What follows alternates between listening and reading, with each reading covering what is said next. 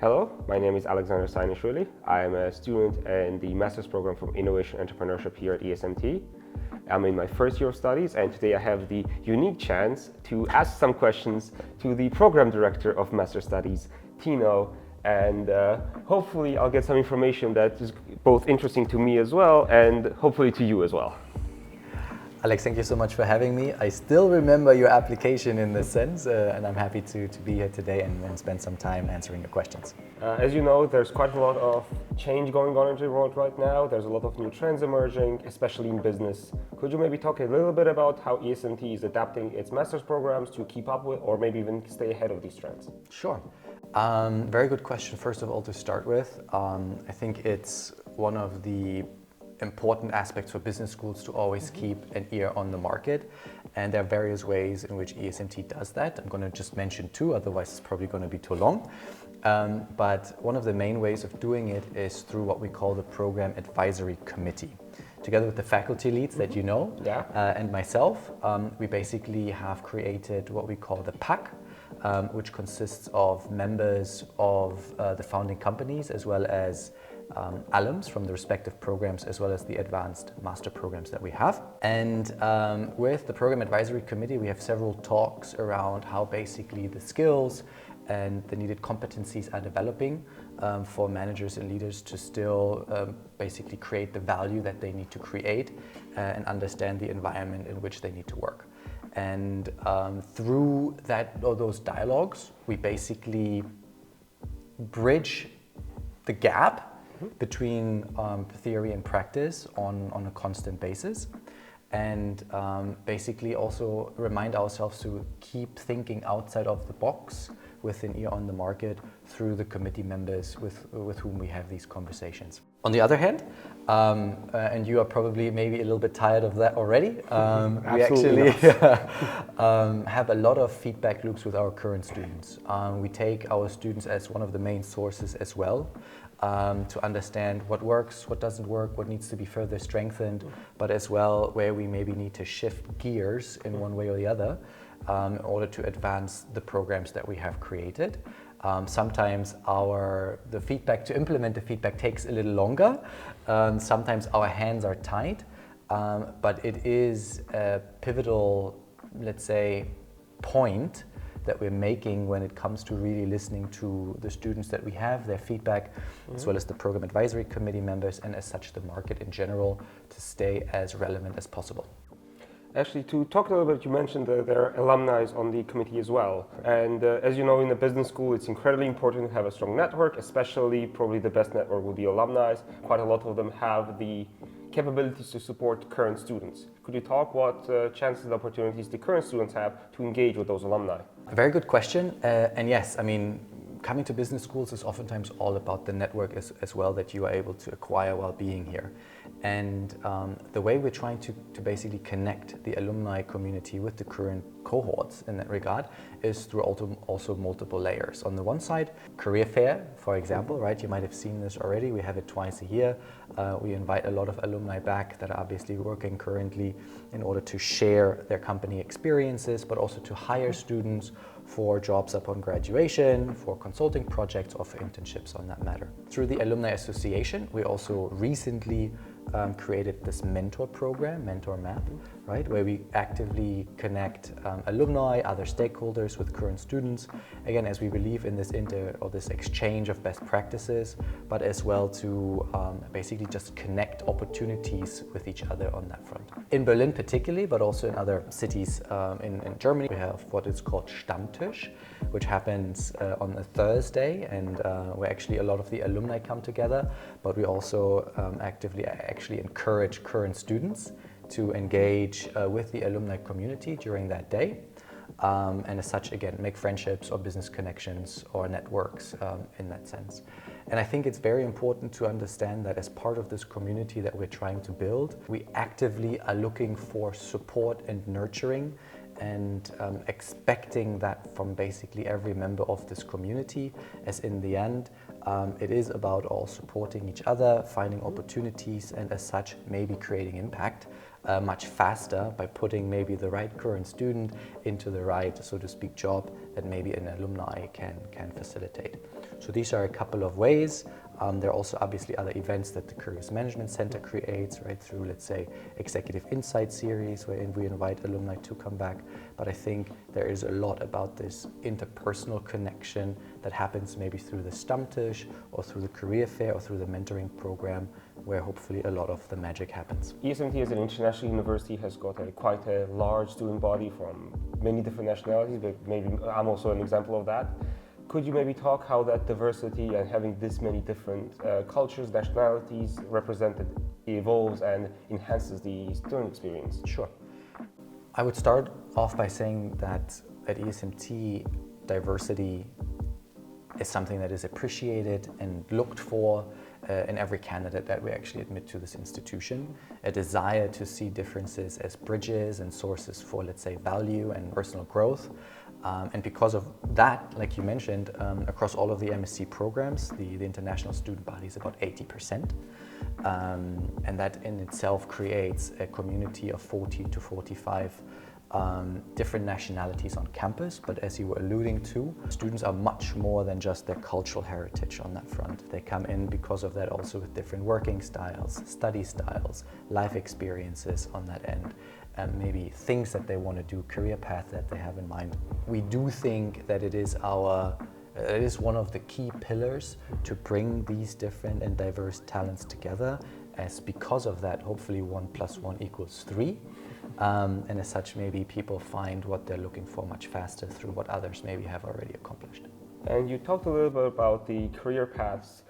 Could you maybe expand on how flexible the 3 master's programs are? For example, if I choose a specification while studying, would I still be well prepared to maybe switch it down the line or explore other career paths within business? Okay. Yes, and you chose a very good word, choice. All of the 3 programs, choice is a fundamental ingredient of how the programs have been designed.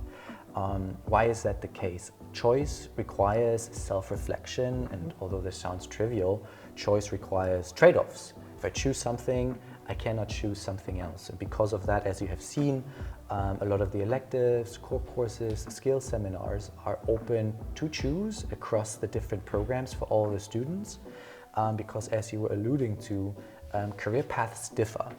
And as such, maybe I want to broaden my skills. Maybe I want to specifically focus on one niche because of the career path that I'm after. And this is what we're trying with the program and this level of customization that these programs offer. That's what we're trying to enable. And as such, for example, if you started out with a particular career in mind, but you started thinking about something completely different, particularly the elective period will allow you to do a little bit that switch in regards to answering the question, what knowledge and value should I be able to offer within this new career path? While, and maybe I can use the word obviously, this foundation of business is something that glues everything in this sense together. So there's a great soil to grow from, which is the business, which is maybe this diverse environment that you were alluding to or talking about.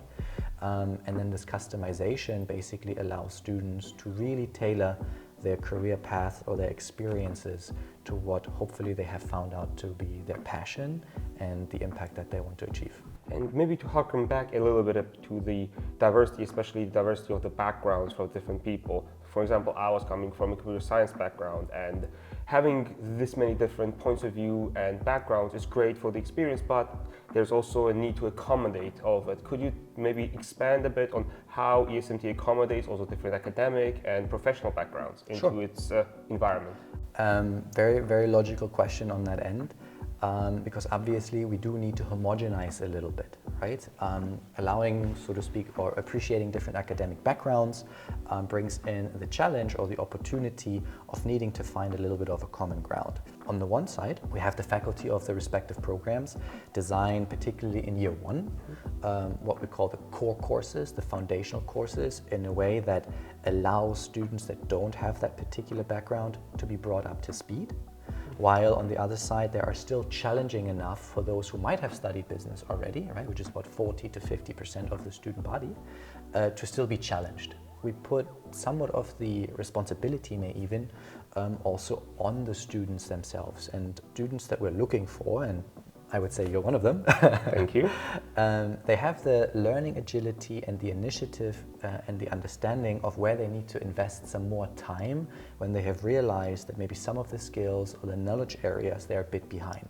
Right? So it's also a little bit on the individual, while it is on the community as well to support those who might need a little bit more help, because in a particular subject area we will obviously have those who have studied this a bit already and who can shine. And as we expect from our faculty, for example, to adapt these courses the way I mentioned, we also want to create a community where obviously this support function is done peer-to-peer, so that we can combine equity with equality when it comes to this sort of community that we want to build.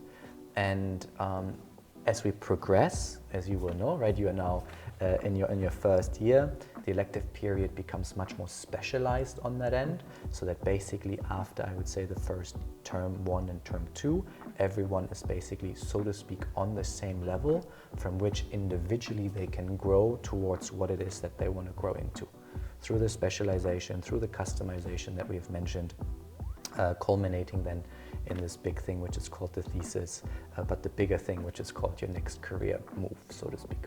Maybe to dive a bit deeper into the master's programs themselves, maybe with the largest one, the global management, could you talk a little bit how it differs from the other two, as you know, the MAI, the artificial intelligence, and the entrepreneurship ones are a bit, from the outside looking in, seem a bit more specialized or niche. Could you talk how MGM differs from all of that? Very good. Part of the answer is already hidden in your question in this sense, and I'll try to expand on that a bit. But when we look at the Global Management Master, I mean, one of the things that is different already is its size, right? We have about 85 students in class, whereas in the MAI, for example, we're looking for a more intimate cohort of 40 students, and the Master in Innovation Entrepreneurship is about 35 students, right? I mean, this is just a very obvious, I think, differentiation. A Global Management Master is a general management degree, right? Students that are interested in such a program are interested in understanding business from all angles on a global scale, right? You will have everything from marketing to strategy to finance and so forth, as you will need to shine light on, so to speak, all of these aspects, as you might be in a position at some point where you will need to connect the dots of how this business actually functions. The MAAI, on the other side, and I'm going to use that word, is quite specialized. It's very different at that end, because what the MAI is all about is connecting two worlds, data science together with management. And this sort of translation function is very different from a general management perspective. And you need very different knowledge. You need data science specific technical knowledge, but you also need to have this good foundation when it comes to business, right? So it's not so much about knowing how a business fully functions within the context of, let's say, geopolitics and things like that, but it's literally about connecting these two languages. The MIE, also just different on that end, more specialized, right? It's about understanding the best practices behind innovation. Do you need to understand how a business functions? Yes, but not necessarily from all angles. What you're mostly interested in is understanding how can I turn something intangible, an idea, into something tangible. And this can come in forms of a startup. It doesn't have to be. It can come in form of entrepreneurship, or just, for example, creating a new product for marketing, right? You're more interested in that, so to speak, process. So whereas one program is very general on that end, looks at every angle of a business, the other two programs, I would say, are looking more at specific functions. And as such, this specialized knowledge that you get also then determines the value that you can bring in for businesses, which is going to be somewhat different across all the three programs. Maybe to dive a bit into those specific skills that the other masters provide, the MAI course, being a business school and providing a more technical subject, could you expand how the technical side is integrated into business and what students can expect from this master's program? Yeah, very good question again, and a question that we get a lot on that end. And we were speaking about this already. When it comes to understanding data science and understanding management, you need to speak both languages. Classes such as machine learning, advanced marketing modeling, consumer preference modeling, introduction to artificial intelligence, advanced decision analysis, econometrics, health analytics and AI, AI models in production. These are very technical classes, right? Or someone would not embark on them thinking that they're not technical. So the quantitative skills and wanting to work with numbers and wanting to figure out how things work is very, very important. Nevertheless, the goal of the program is not to turn graduates into number crunchers or data scientists in the pure sense of the word. It is still about this translation initiative, or this translation goal of helping managers speak better this language of data science and help data scientists better understand the context in which they're using analytics and AI, which is business. So as much as we are focusing on the technical side of this language, we're focusing on the business side of things because, as mentioned, if we don't understand the context in which decisions and questions and models are being created and, say, thought about, the less effective these models and this AI can be. And so to make a long story short, it is a technical program, but it is as much of a technical program as it is about building this foundation in business, because this foundation of business is the enabler to really adjust the analytics and AI side according to that context. And to talk about the last master's program, the Innovation Entrepreneurship, when most people think about it, they imagine startups and having to work on your own idea. But as we know, quite a lot of innovation happens in corporate environments as well. Yeah. How much does the program prepare students for that corporate innovation side as well, and not just the most popular and flashy startup side? Startup side. Yeah, very good. Failure in startups is quite high. Right? We know 90% of startups in this regard fail, but it is not the failure that determines whether or not someone can maybe move back into a corporate career if they wish to do that. It's actually the way towards that failure, having tried or attempted to turn something intangible into something tangible that creates value. The skills that you achieved and learned along that way, which actually open doors towards a corporate career, because all of these are transferable skills. The context or the setting might have changed from a startup to a corporate environment, and people need to understand that obviously a larger organization might work very different than a startup on that end, but as larger organizations, we're startups at some point, so to speak, and also struggle with innovation processes. Sometimes this particular nimble, agile approach that this what we call this entrepreneurial mindset is, really is something that companies are seeking. They're seeking the ideas, they're seeking the experiences from someone who has tried to create a business, because again, by trying to create a business, you actually also moved into general management. Right? You need to know how things work from all angles: finance, fundraising, marketing, value propositions, everything on that front, right? Maybe not as much from a corporate career, but this is something that people can learn. So can people maybe pivot from a startup failure towards possibly a corporate career? 100%. 100%. And is that one of the reasons why both corporate innovation and entrepreneurship are part of the same program? Partially, yes. But again, also because the innovation process itself has some similarities across corporate entities as well as, let's say, startups or scale-ups. And we were talking a little bit about the impact, and the majority of the faculty at ESMT are still active in their careers, still active in their research. Could you maybe talk about if those faculties integrate their research, their work into the study programs themselves? Yeah, 100%.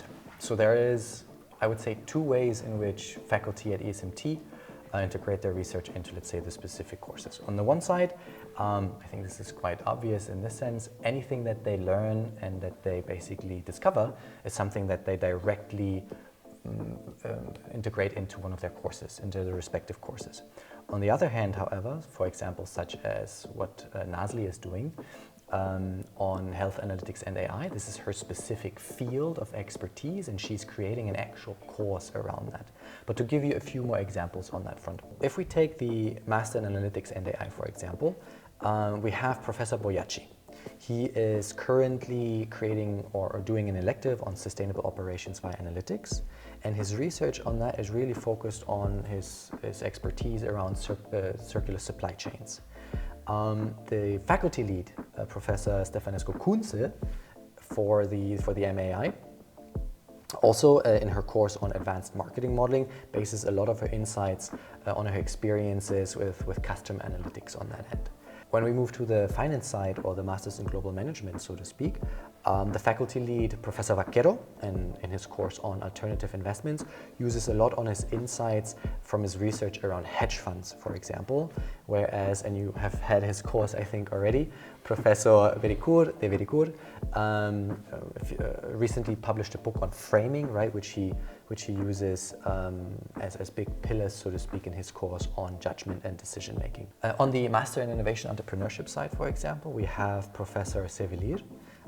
She teaches a course on entrepreneurial finance, and she basically bases a lot on her content and teachings on her experience and expertise in private equity, whereas the faculty lead, Professor Papacroni, in her course on organizing for innovation, shares a lot of her insights around the ambidextrous organizations that she is currently researching. So in every program, Master in Analytics and AI, Master in Global Management, or the finance side of things, as well as the Master in Innovation Entrepreneurship, every faculty brings in one shape or form the expertise that they have acquired, either through embedding it within a course or actually designing a course completely around it, which, like I started with Nazli, is health analytics and AI, for example, in the Masters in Analytics and AI.